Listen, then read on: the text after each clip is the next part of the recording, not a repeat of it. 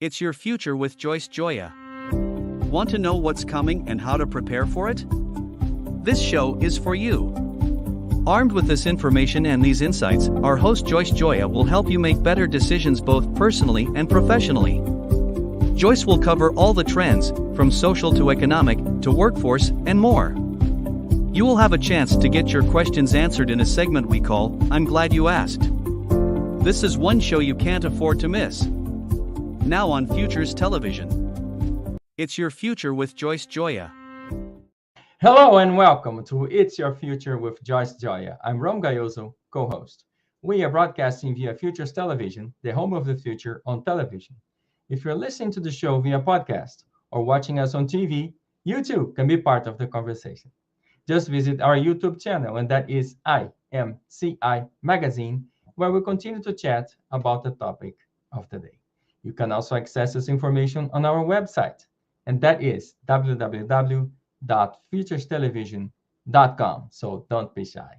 We transmit via Roku TV, that is the Roku app, the memory stick, or the TV sets, and via Apple TV. So don't forget to add Futures Television to your preferred list of channels using your Apple TV device. You can also listen to the show via Radio Futures, the wave of the future on the radio. So let me say a few words about the show. If you have a question about what's coming and would like to find out, how to prepare for it, then worry no more. Our host, Joyce Gioia, will share lots of valuable information, thought-provoking ideas, and some great insight about a variety of topics, and she will cover several emerging trends. And now, with this information and these insights, you are sure to make better decisions. Today, we are privileged to be live streaming Joyce's show from the Museum of the Future in Dubai.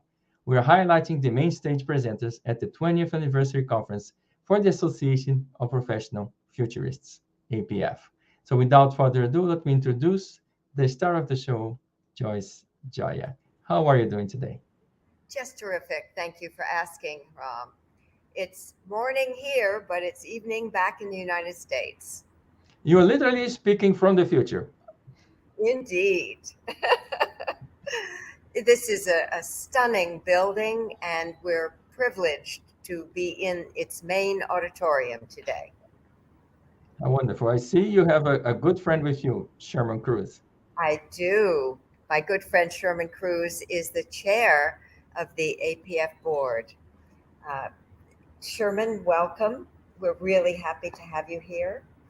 And would you like to talk a little bit about why we're here first? Yes, thank you very much, Joyce, for inviting me to your program. And it's a real honor and privilege to be with you today, especially in the morning here in Dubai.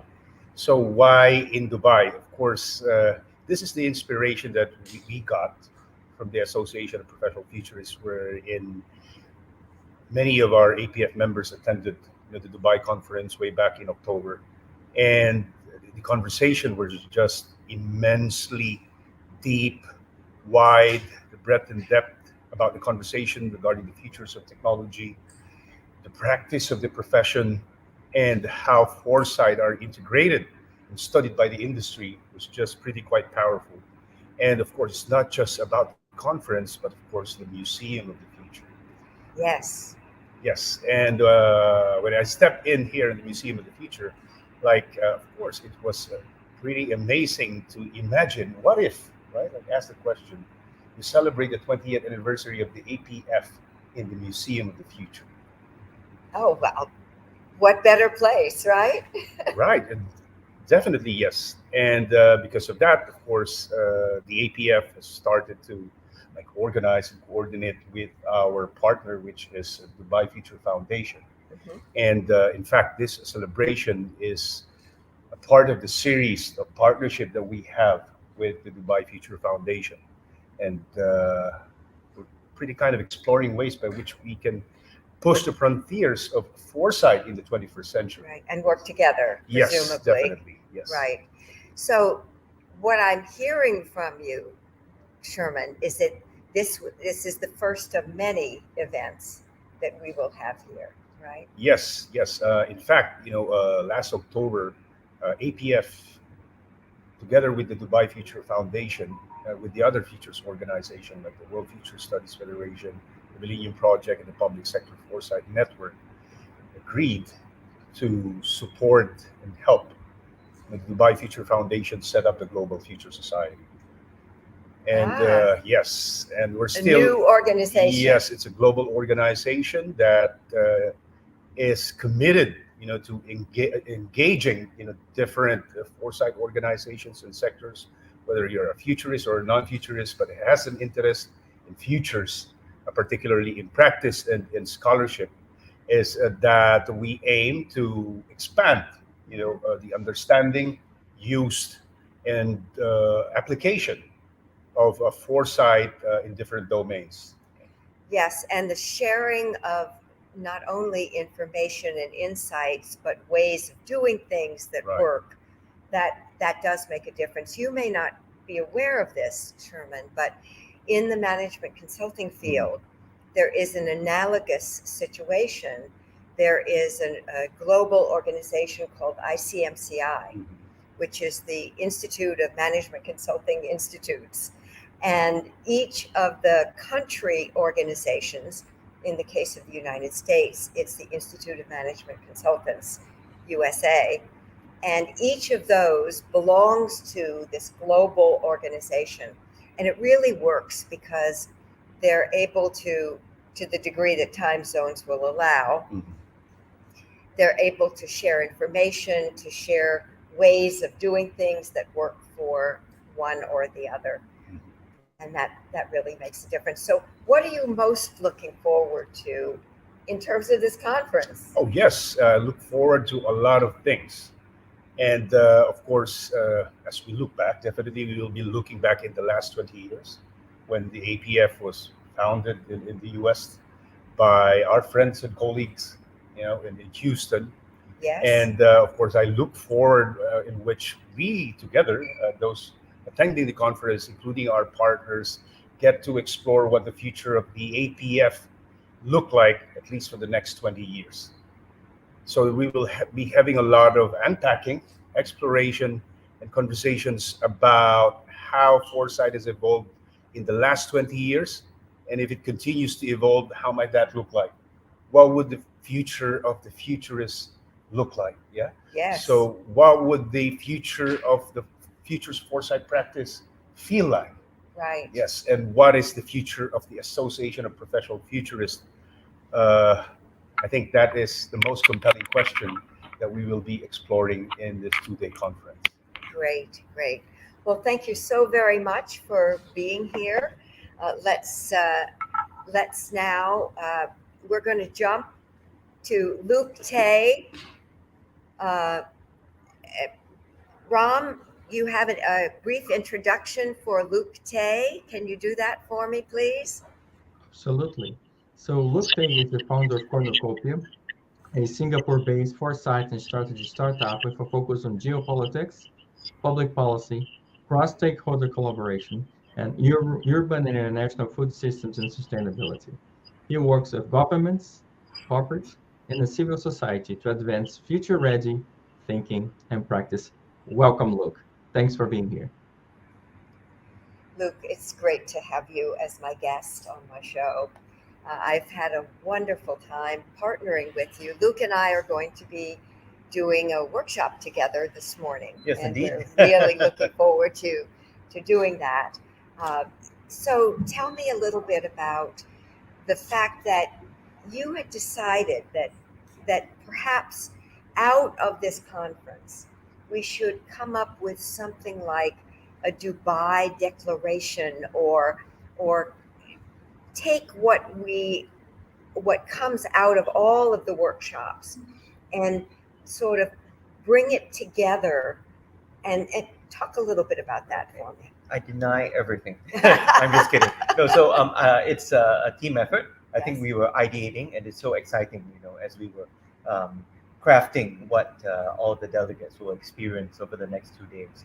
And as someone with a public policy background, I was thinking, how do we stretch the impact of what we do here and bring it forward, not Right. just as an association, and I'm just a new member of the association, but as a global foresight community, concerned citizens of the world, about what's going on, and there's a lot, So I think that maybe I was joking yesterday, it might be a Dubai rumination instead. But obviously, we need to think about what's up over the horizon, scenarios, look at the craft, but how do we take it to a meta level in terms of Yes. impact, in terms of what should futures professionals be doing, maybe beyond their brief, working with different stakeholders, different parts of the world, working with civil society, working with governments, working also with corporates and intellectuals beyond just their engagements. One of my biggest frustrations is that we as futurists see things so much more clearly, it would seem, than governments and groups within civil society. What do you think would be the answer to helping those groups or organizations to really have some understanding of how looking into the future could make such a difference for all of us, especially though the people at large? Yes. Well, so I think it is said, at least by the Davos crowd, that we are in an era of polycrisis right now, left, right, center, and everything mixing together. I agree, and I think that has really depleted and exhausted the world. Fiscally, environmentally, already there's a long history of that. But I think even more, I think there's a deficit of the imagination in terms of what we can do.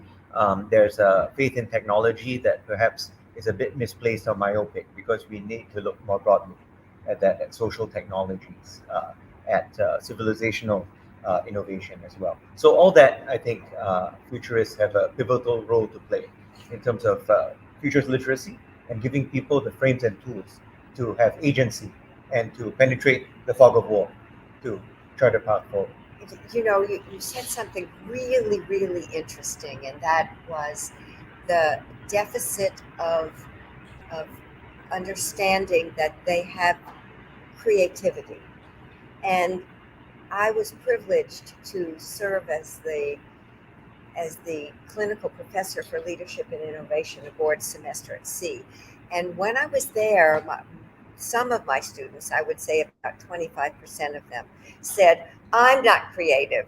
I have no ideas. I'm not innovative. And by the time the semester was over, I had helped them to work that muscle so that they too understood that they were creative. And I believe that each of us in our own way can be creative, and we can contribute to the greater good by just exercising that muscle once we have learned that it's there.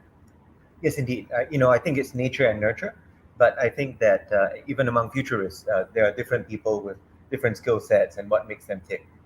So needless to say, among just a general population of professionals as well, I think everyone has an imaginative muscle in their body somewhere. Exactly. But it's through bringing people together and some of the techniques that I guess we use as futurists that we can tease that out. And ultimately, it's not one individual, but it's the collective voice, the collective imagination, because that's how you can move forward. Yes, that is very true.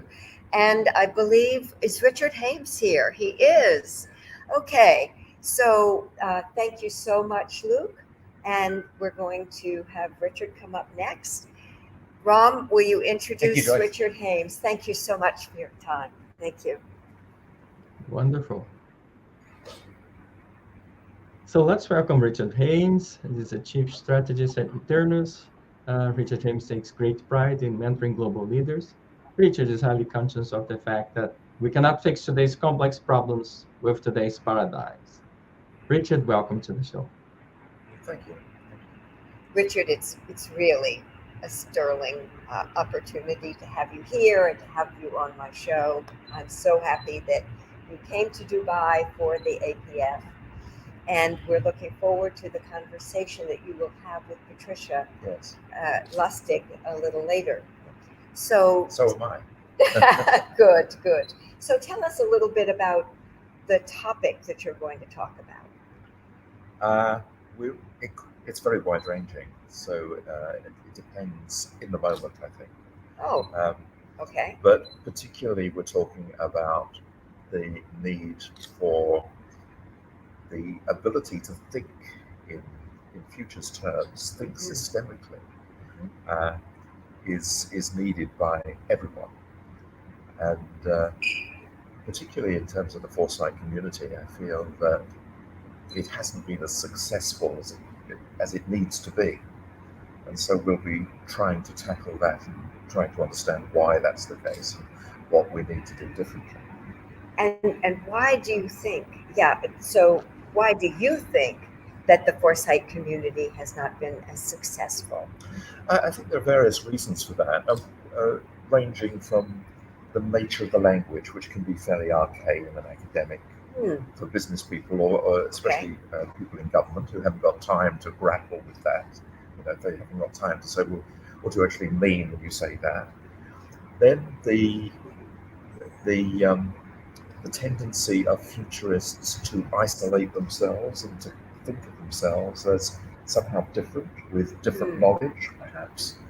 I think there are a variety of reasons why they haven't been successful. Do you think that in part it has to do with some futurists feeling like they're kind of in an ivory tower, and seeing themselves as separate? Yeah, I do very much. We were talking about this over breakfast, and there's a danger of that becoming almost a cult, separate from everybody else. And you see that with, a good instance would be Ken Wilber's movement, the integral movement, which has become kind of divorced from everyday life and understanding. And really what foresight needs to be doing is appealing to the average person in the street, rather than academics. So the first thing we need to do is to speak the language, right? Absolutely. So I write the Herman Trend Alert, and one of the things that I try to do when I do that is to take complex ideas and complex insights that I have and not really dumb them down, but simplify them so that I take out the 4-syllable words and try to use as many 2-syllable words as I can, without sacrificing the meaning. And I find that can make a huge difference just in the language that we use. It can make a huge difference, and that's one way. I've chosen perhaps the opposite direction, where my language is deliberately different, and people have to slow down and perhaps use a dictionary to understand what I'm trying to say. And the reason for that, the rationale in that, is simply because the language needs to change. We can't use the same language to mean something different. The language has to change. So I'm deliberately provocative in that sense. But coming back to your method, which is very valid indeed, we as human beings, we always, to convey ideas, and especially new ideas, we use what are called imageable metaphors. Yes. In other words, you have to be able to picture. Yes. If you're trying to explain a difference, I have to be able to picture in my mind what you mean. And unfortunately, I think we've reached a kind of gridlock. I actually think it's a giant leap of collective consciousness we need. That's humanity as a family. And we're nowhere near understanding how to do that. And language is part of that. One of the sessions that we created for this event is a session on looking at language and the way that different groups of ethnic groups around the world look at the future. Because in some languages, the word future doesn't even exist. And in others, there are several ways, just like in Greek, there are 14 or 16 different ways of saying love. In some cultures, there are different ways of saying the future. Oh, yes, absolutely. And that gets back to the nature of voice and humanity, because to your original question, part of the problem is that the future's literature has all come through the Western mindset. And so one of the things we need for it to be successful is to open it up to the global South, so that different voices can have a say in what the future they want the future should be.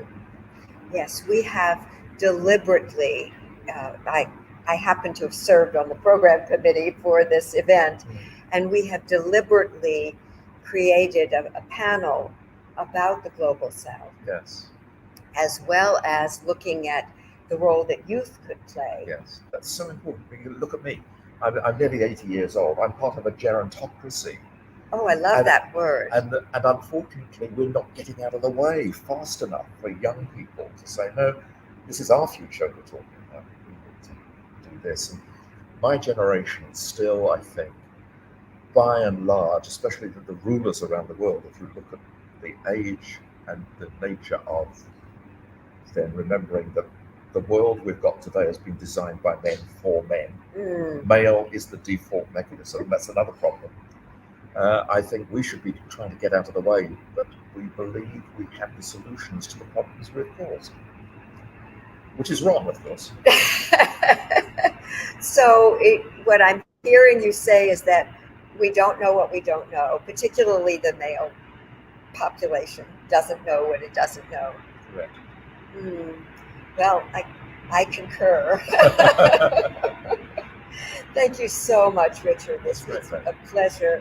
I see that we have Cindy, who is here, and I'm going to go ahead and bring Cindy up.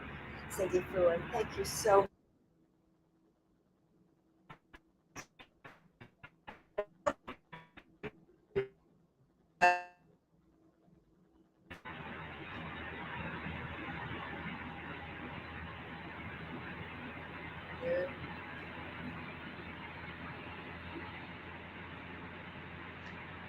Hi, so Cindy Frewen led the Association of Professional Futurists for 11 years and served on its board for a total of 17 years.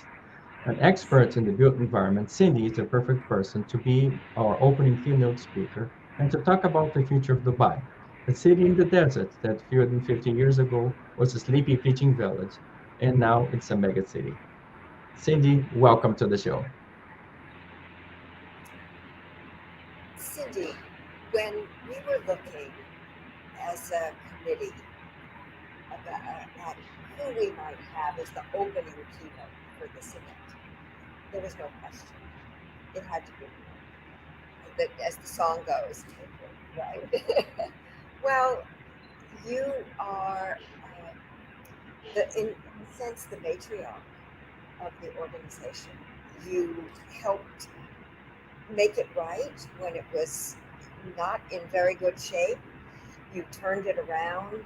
You led the board for 7 years, was it? And you were on the board for even more years, right? I was on the board a very short time before I became chair. Okay. Well, we're very pleased that you were here. Tell me a little bit about the history of the Association of Professional Futurists. Now, I was a founding member, so I know a little bit about the history, but you know a lot more because you were in leadership, not exactly from the beginning, but not long after. Joyce, I appreciate the kind words. Thank you. I, like you, was involved in the APF for a very long time, since the beginning, as were a lot of other people that will be here today. So they also have their stories about how APF started. But I think of it it's been in these 20 years, now 21, it's had 3 phases, 3 distinct phases. And one was the founding phase, right? The beginning, the roots. And it was gatherings of futurists because other organizations that were for futurists were not for practitioners. And so that was specifically why this group came together. was in order to talk about, to create this community of futurists that are currently practicing. And that's what we talk about. That's our area of interest. There's the academic, and then there was the big tent that used to be the World Futures Society. So that was the first phase. This founder to flounder is very common in organizations. The first group was interested in the gatherings and getting people together in person, because Yes. that was the early 2000s, and so in-person gatherings almost always in North America, except Always. once. Right, once. And well, actually, that was in the next phase. All of them in the first 10 years were in North America. And but they began the idea of global APF. And so when I came on, it was in a sort of a quiet place, a darker place, a lot of pieces that needed to be rethought. And so we became a more strategic entrepreneurial group, and we organized it so that it had systems in place for membership and having events all over the world and growing all of that. And so we had that era that is the APF 2.0, and then we got into this latest version, which is truly global. Now it has become an interesting way expanded to coming here to Dubai. I think it's very indicative of what's happened with APF, and so I have to applaud the current board in getting it to this level. Well, actually, let's give credit where credit is due. You had, and I supported it, a vision for a shift from the APF being a North American focused organization to a global inclusive organization. It's a complicated thing, isn't it? It was. It's taken a decade. It has. And it will continue. It continues. It will continue. It's still to unfolding. evolve, yes. Yeah. No question about Yeah. it. We'll talk a little bit about what you're going to share with us Sure. in this keynote this morning. So I've had a lovely couple of days in Dubai. I've studied Dubai for 20 years because it's a phenomenal place, right? Yes. And as an urban futurist and an architect, it is a place I've been meaning to come. I've been invited, I think, 5 times before and not managed to make it. Finally made it this time. And so I've spent 2 days on this hop-on, hop-off bus and just enjoying every part of it that I could see. But usually I like to go to off the beaten path places. I didn't have time for that. And so I regret that I wasn't able to see that part. But it's an exciting, energetic, prosperous place to be. And no doubt has its ups and downs, but it's now got ideas about what's going on in the future. Well, this conference is filled with futurists who do consulting all over the world on organizations, mostly organizations, sometimes some public and social futures, but a lot of it is on organizations. And so, but they may not know Dubai that well. They may not know about urban futures that well, but then there are the people from the Dubai Futures Foundation who know Dubai deeply, but may not know that larger picture, that other picture that the futurists know. So I see that this keynote is to sort of bring those two different sides together. I do a little of both. I do cities, I do urban futures, not Dubai specifically. You know, it's a place that I have been using as a case study, but needed to see, and would need to be here to know even half of to know a small fraction of what they know here. So we'll be trying to join those two together. Got it. Well, it's very exciting to have you here, to see you in person. It's been years since we've seen each other in person, actually. The COVID years. Well, yes, there were the COVID years, and it's been it was somewhat challenging for the APF shortly before COVID. In fact, we went through a little bit of a difficult time as well. You know, the APF as a international community, and mostly virtual, 90%, 95% of the time it's virtual. It being a global virtual organization of futurists, which are, inventive, diverse group, that it's not easy to lead the ship, right? It's not easy to get us all going the same direction. And I see that it's doing that again. So I was watching you all work in the lobby yesterday and said, my work's done here. You were on it. Well, we really did work very hard and very long. Uh, we recently had hired a meeting planning organization from the United States, and I had been here on a familiarity trip in December for this conference. And I explained to them, I said to them, mounting a conference in Dubai is like no other place in the whole world. And recently in an email, one of the meeting planners said, having a conference in Dubai is like having a conference nowhere else in the world. It has unique aspects to it. I feel very grateful to be here. This is exciting for me. So we're very grateful to have you here. So thank you so very much. And I'm wondering who else we have here. I can't see behind the lectern. I'm sorry? Hi. Wonderful. Thank you very much. Thank you, Joyce. Thank you. Geci, will you go around this way? And Ram, will you please introduce Geci Kaururi-Sebina? Yes. Since all the way from Johannesburg in South Africa, Geci is a world-class speaker and futurist who carries herself a thinker, a researcher, and sometimes a doer. She's associate professor in the Wit School of Governance at University of Witwatersrand, as well as the principal organizer for the Civic Tech Innovation Network. Welcome to the show. Welcome, Geci. We're so happy to have you here in Dubai. Very excited. And by the way, your reputation preceded you. Don't believe everything in here. No. I was in a meeting with some representatives of the Dubai Future Foundation, and they said, well, so who are you thinking about having to come in for keynotes? And yours was the first name that crossed my lips, and there were raised eyebrows and smiles, and oh yes, I just heard her speak recently. Good choice. So your reputation definitely precedes you. You're going to talk a little bit about, and I think that the title now is TikToking. Help me out here.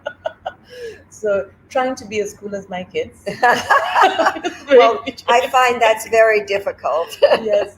So I was asked to speak around some of the work we've been doing about sort of decolonizing the future and some of what we see as new directions and important directions in futures thinking and futures work.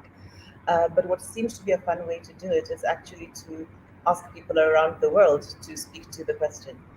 Very TikTokish, so they're in the title. Oh, I see. That's what you meant. Yeah. Well, and apropos of the fact that Richard mentioned that we needed to make sure that we speak with people from the global South, we had deliberately asked you to come because we wanted to have that influence on this conference. And I'm so pleased. Now, you're going to have some panelists. I'm not sure you even know who your panelists are. That's how, I think that's so indicative of how Dubai goes. It's like agile and in a sense, last minute and unplanned, but somehow it all comes together and it works. I enjoy that. I really enjoy this idea of emergent process, and we'll see who's there and who the best panelists are. Oh my. Okay. I'm sure it'll be fine. Okay, that is flexibility, my friend. So tell me about your work in South Africa. You teach at University. Very long name. Yes. Right. Pronounce it for me. Witwatersrand? Witwatersrand. Okay. So you're teaching governance, is that accurate? Yes, I'm at the School of Governance. I actually straddle 3 different fields. Currently, my teaching actually is in the space of innovation systems, but we are doing more and more around anticipatory governance, so trying to infuse some of the more traditional work with futures thinking, which is very exciting. It's really been my path, where it used to be that futures and foresight was a parallel stream to my work, and they're beginning to connect really nicely. Fantastic. Well, I'm just thrilled that you're here And if you would, tell us what you are most excited about in terms of the future as you see it. So being in Africa and in many parts of the South, one of the most exciting things can't help but be just the young people and young innovators. I mentioned that a lot of my work right now is with, for example, the Civic Tech Innovation Network, which is a network across the continent of young, creative people in different fields who are using tech in different forms to really solve problems they have, but increasingly also to think about different futures and different possibilities for their communities in a very grassroots sense. And that's just really exciting. It's exciting in terms of the energy, it's exciting in terms of the long range prospect and just the imagination that they're willing to have and explore. And so that really excites me right now, and seeing the connections south to south, south to north, in terms of young networks of people who are really eager to learn, who are really comfortable to disrupt, who really don't mind uncertainty because they live it on a day-to-day basis. And I'm finding that very fulfilling, I think, because there's a lot that's really kind of depressing, quite frankly, in the world right now. And in these kinds of engagements, I find a lot of hope and possibility and just momentum, just keep going. Stuff goes up, stuff goes down. They're just at it. My perception is it's their creativity and innovation that has a chance of helping us out of this, what Luke called polycrisis. So Absolutely. I'm really looking forward to seeing how things unfold. Ram, I had hoped that we would have a representative of the Dubai Future Foundation, but I do not know that anyone is here this morning. And I have a no from my on-site producer, Brian Rogers. So back to you, please, Rob. Wonderful. So, I also wanted to remind the folks who are watching the show from everywhere in the world. Now, I just wanted to share, if you want to know a little bit more about the conference, please go to www.apf.org. That's apf.org, where you're going to find a variety of information about APF and, of course, the 20th anniversary celebration. As you go to the landing page and you see this beautiful logo here, you go to Know More. In the Know More session, you see a little bit of the explanation about the conference. And then if you scroll down, you're going to see a little bit about the conference. And of course, the entire agenda is published. You can download it. And of course, hey, TikToking from the future. Yes, I'm gonna be there because my daughter TikToks better than I can. Okay. So folks, just don't forget, just come back, and when you hit home,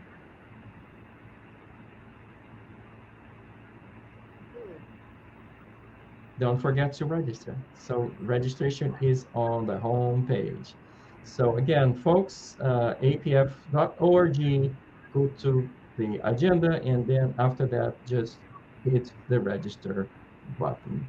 Well, I hear that someone has a new book out, and I wanted to hear a little bit about experience rules, how positive experiences will drive profit into the future. What is that all about? Actually, I think that one of my colleagues has my books here. If you bring it to me, the book is all about. Just one is fine. Thank you. Thank you so much. The book is about how organizations will evolve as we move into the future by delivering positive experiences to all of their stakeholders, not just to the two who typically matter, who are employees and customers. And what I found in my research is that very few organizations, Ram, are in fact understanding the value of supporting those other groups of stakeholders. For instance, the families of employees, the families of customers, their suppliers and vendors, the communities, the shareholders, all of those sort of ancillary stakeholder groups can make a profound difference in terms of driving the bottom line profit for an organization. And not to ignore what the future will be, because that's pretty much the present. As we move into the future, I believe that corporations and other organizations will understand the value of putting into place a CEXO, or Chief Experience Officer. And this person will be different from the CXO of software companies. And healthcare systems also have CXOs in the US, because this person will be responsible for all of the messaging, branding, and advertising for all of the different stakeholder groups, not just the two that most organizations perceive to be the most important. And what the book does is to give people a roadmap for looking at each of the journeys, each of those stakeholder journeys, and bringing them together and making sure that they are aligned. Thanks for asking, Ram. Well, I have to put you on the spot. I know you're in Dubai and it's almost the end of the week, but you're also the author of the Herman Trend Alert. So I want you to let me know, and all the people in the audience, what you're going to be writing about next week. Next week, I'm going to be writing about a new cancer therapy that uses the body's immune cells and bolsters the body's immune cells to actually recognize cancer cells, because that's typically one of the biggest challenges that researchers have in fighting cancer, is that the body's immune cells do not recognize the cancer cells. And what this therapy seeks to do, and I believe it's the Lustgarten Foundation, which is supporting the Dana-Farber Research Institute in Boston, and they have put $1.5 million into clinical trials and looking at these new therapies. And in fact, this is only one of this larger new kind of cancer therapy that is having tremendous success. And I've always believed that if we can bolster the immune system enough, that we can fight any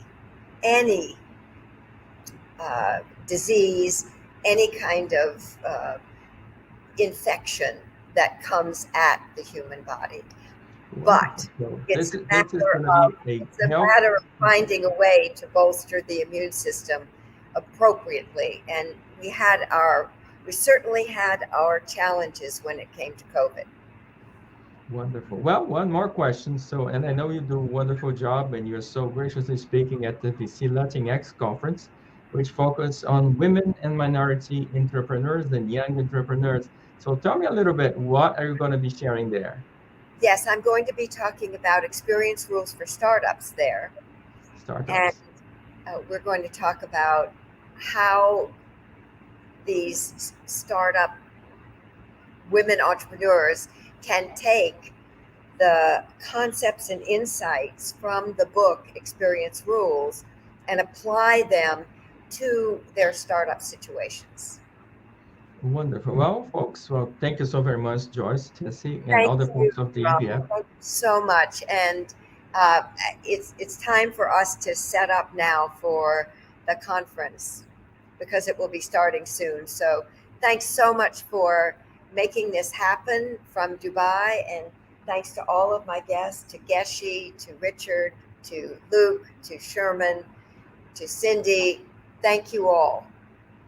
Thank you so much for being with us, and live from Dubai with It's Your Future with Joyce Gioia. Thank you so very much, and we'll see you next time in yet another edition of It's Your Future with Joyce Gioia. Thank you.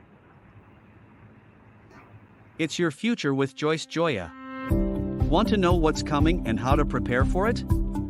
This show is for you. Armed with this information and these insights, our host Joyce Gioia will help you make better decisions both personally and professionally. Joyce will cover all the trends, from social to economic, to workforce, and more. You will have a chance to get your questions answered in a segment we call, I'm Glad You Asked. This is one show you can't afford to miss. Now on Futures Television. It's your future with Joyce Gioia.